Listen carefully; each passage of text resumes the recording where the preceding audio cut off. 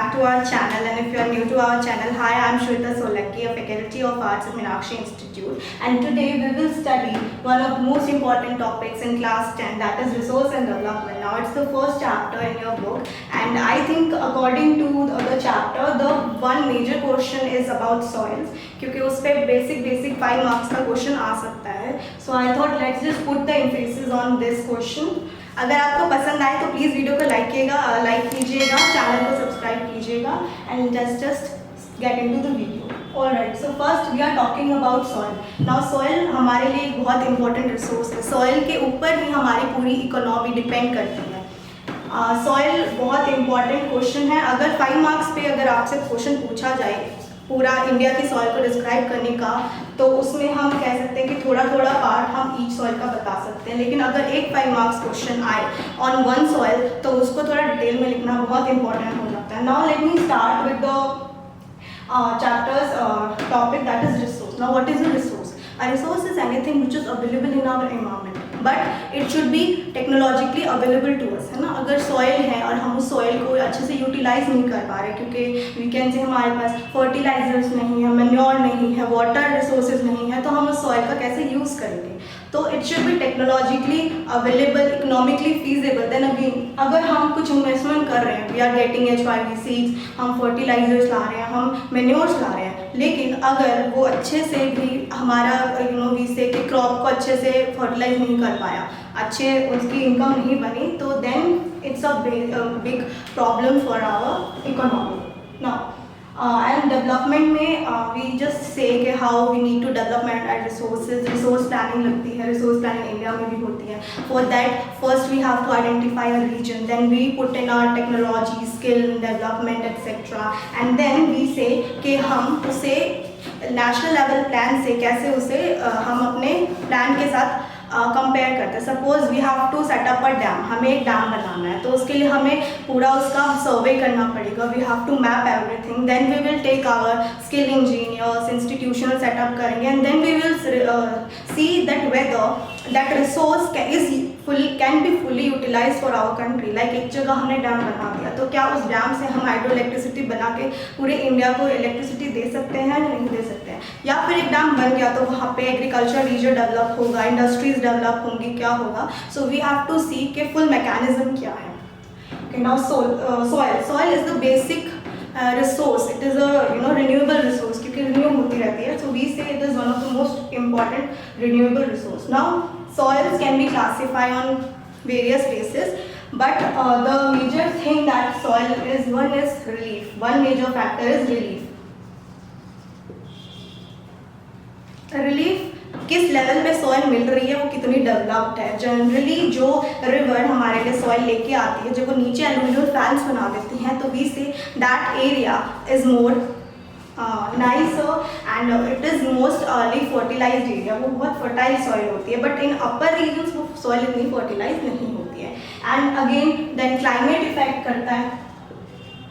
B से अगर कहीं पे बहुत ज़्यादा बारिश है, लाइक बहुत ज़्यादा बारिश है, जैसे हम कहते हैं मेघालय में हाईएस्ट रेनफॉल है मौसीराम में, तो वहाँ पे सॉइल जो है तो लीचिंग होती है ज़्यादा, जहाँ पे रेनफॉल होती है.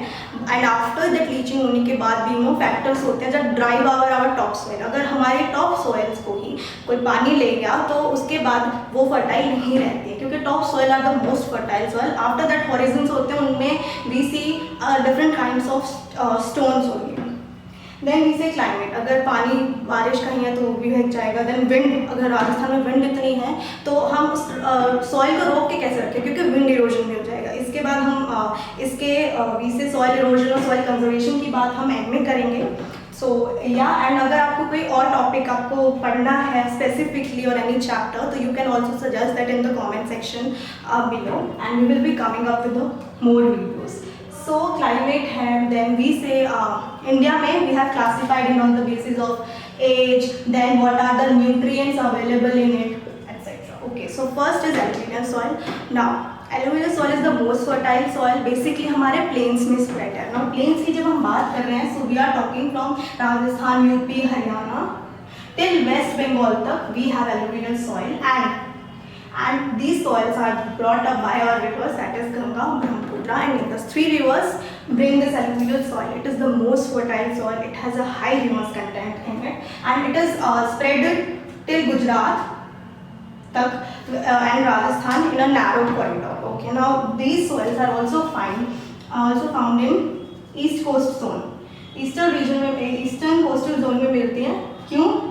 क्योंकि ऑब्वियसली रिवर्स हैं, महानदी है, गोदावरी है, कृष्णा है, कावेरी है, सो वी से दे मेक डेल्टास एंड वहाँ की सॉइल बहुत फर्टाइल है, so they are also spreaded in this zone. आपकी बुक में आप चेक भी कर सकते हैं, पीछे एक क्वेश्चन मिलेंगे आपको that which soils are being spreaded in Ganga plain or plains, and then which soil are also found along the eastern coastal zone. Now this is the eastern coastal zone, this is the western coastal zone, and here there are no rivers which make delta, so we say कि alluvial soil मिलेंगी ही नहीं क्योंकि delta इसकी नहीं है।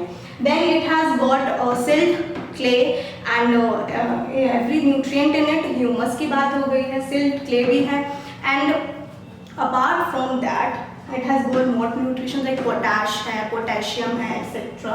and we say इसको हमने दो में डिवाइड किया, one is भांगर and the next is Khadar. Now भांगर is the old alluvium and khaddar is the new alluvium. Now खद्दर में क्या होता है, it has more concentration of particles, इसमें particles का concentration ज़्यादा है तो वो new है and वो ज़्यादा fertile है as compared to भांगर। Then we say 5 major points बनाने होते हैं, तो we can say कि उसका कलर क्या है, कहाँ मिलती है, which areas it is found, then we say उसकी अगर कोई classification है, then we say nutrients कहाँ है, and the fifth thing is which crops or which हम food grains कौन से उससे लेते हैं। सो वी से इसमें शुगर केन आ जाएगा, राइस आ जाएगा, वेस्ट बंगाल में बहुत वाइड स्प्रेडेड है तो राइस कभी कभी 3-4 बार भी उसमें ग्रो किया जाता है। So we say these are the things. And अभी यूपी और पंजाब में वी से इरिगेशन डेवलप हो गया है, तो नाउ 80% जो भी है वो एग्रीकल्चर प्रोडक्शन हो रहा है with irrigation facilities. Now the next is black soil. Now black soils are found in the regions. Okay, first the color is black, then second humus content as compared to alluvial soil इतना high होता नहीं है, then it is found in the regions of Maharashtra, Saurashtra, then till Malwa, इसको हम Deccan Plateau भी बोलते हैं, Malwa भी कहते हैं। This region from here till here is plateau, okay, and this is we call it also as a peninsular plateau because it is surrounded by water from 3 sides, okay। Then black soil है, then इसका एक और नाम है that is Regur soil, which is one of the most important name, and other than that we say black cotton soil क्योंकि इस पे cotton उगाया जाता है। ना ह्यूमस कंटेंट कम होता है लेकिन कैल्शियम कार्बोनेट बहुत ज़्यादा होता है with potash and lime etc. like just like alluvial soil। and one thing is इसको इरिगेट करना बहुत डिफिकल्ट होता है क्योंकि जब ये सूखी होती है लाइक मैंने वी से इसमें क्ले जो है, क्ले बहुत ज़्यादा इंपॉर्टेंट फैक्टर है क्योंकि क्ले ही है इसका, तो हम जब पानी डालेंगे तो वो स्टिकी हो जाएगी और जब हम उसको सूखने के दे देंगे तो उसमें क्रैक्स हो जाते हैं, तो वी से कि हम उसे इतना अच्छे से यूटिलाइज नहीं कर पाते। But with better irrigation I guess it is also utilize and cotton is grown and sometimes sugar cane is also grown. Then red and yellow soil. Now red color is due to diffusion of iron in it. Basically हम ये soil जो है crystalline igneous rocks से, igneous rocks are those rocks which we say कि जो lava से बनी है, जो व्हेन मैग्मा वोल्केनो है, magma is inside and when it come outside it's lava, so lava उसके बनी है, इग्नियस रॉक्स हैं। देन वी से आयरन है तो रेड है, and when it is in hydrated form तो we say it is yellow in colour. And apart from them, it is found in the regions from Orissa to Karnataka में मिल जाएगी, आंध्र प्रदेश में, a little bit of in Gujarat, and red soil is highly here.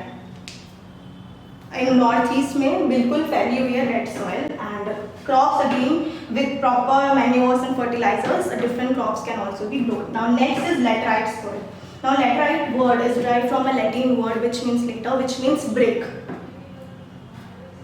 So laterite soil is basically not that much widespread. It is found over here, a little bit of Maharashtra and Gujarat में मिलती है, a little bit of in northeast India and a little bit here near Rajasthan और गुजरात में मिलती है, and ये कर्नाटका केरला में भी मिलती है। So we say कि वहाँ पे with fertilizers and manures ये बहुत अच्छे से कैश्यू नट्स के लिए प्रेफर की जाती है, और कर्नाटका और तमिलनाडु में ये टी के लिए ग्रो की जाती है। टी के लिए ग्रो करने के लिए यूज़ की जाती है। Next is arid soil. अब टेम्परेचर हाई है एंड इवेपोरेशन फास्टर होता है और टेम्परेचर और रेनफॉल दोनों हाई है, तो वी से ये और नीचे की जो लेयर्स होती है इसकी उसमें पत्थर ज़्यादा होते हैं, तो पानी जो है वो फिल्ट्रेट नहीं हो पाता है, तो वी से वो इतना पानी ऑब्जॉर्व नहीं कर पाती है। ये हाईली सेलाइन होती है, हाईली सेलाइन इन नेचर, इसमें नमक बहुत ज़्यादा होता है, तो वी से फर्टाइल नहीं है इतनी, लेकिन अगर हम उसमें जिप्सम ऐड कर सकते हैं तो it is very well fertile. The next is the last soil is the forest soil. It is found in the hilly tracts, इतनी ज़्यादा फर्टाइल नहीं होती है। समटाइम्स एप्पल ग्रो कर लेते हैं, जैसे हिमाचल प्रदेश में कर लिया, जम्मू कश्मीर में सैफरन ग्रो करते हैं एक्सेट्रा, बट विद अगेन कुछ फर्टिलाइजर्स लगेंगे, कुछ मैन्योर्स लगेंगे, then it is highly fertilable. This was all about the soils. Apart from them हम कहते हैं सॉइल को कंजर्व करना है, सॉइल इरोजन। अब हम कह रहे हैं एक वर्ड है गली इरोजन।